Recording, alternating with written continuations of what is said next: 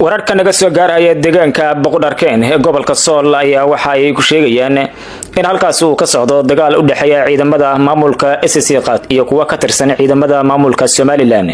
Saacadii la soo dhaafay ayaa xiisad colaadeed oo u dhaxaysay labada dhinac ay ka taagneed deegaankaasi taasoo sababtay inuu markii dambe u qarxo dagaal u dhaxeeya labada dhinac. Goobjoogayaal ayaa warbaahinta u sheegay in ay maqlayaan dhawaaqa rasaasta ay isku adeegsanayaan labada dhinac waxaana dagaalka qayb ka ah gaadiidka dagaalka noocyadiisa kala duwan.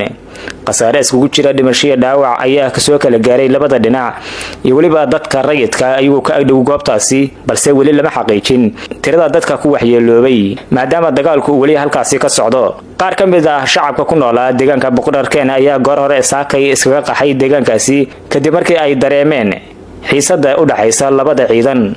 maalmihii la soo dhaafay ayaa maamulka SSC qaatumo ayaa ciidamo fara badan waxa ay ku daabulayeen deegaano ka tirsan gobolka Sool halkaas ay kula dagaalamayaan ciidamada Somaliland waxaana laga cabsi qabaa in dagaalkan uu ku sii fido deegaano kale oo ka tirsan gobolka Sool. maamulka Somaliland iyo SSC qaatumo ilaa haatan wax warar kama soo saarin dagaalkan marka la ka soo cusboonaaday deegaanka Boqorkeen ee gobolka Sool.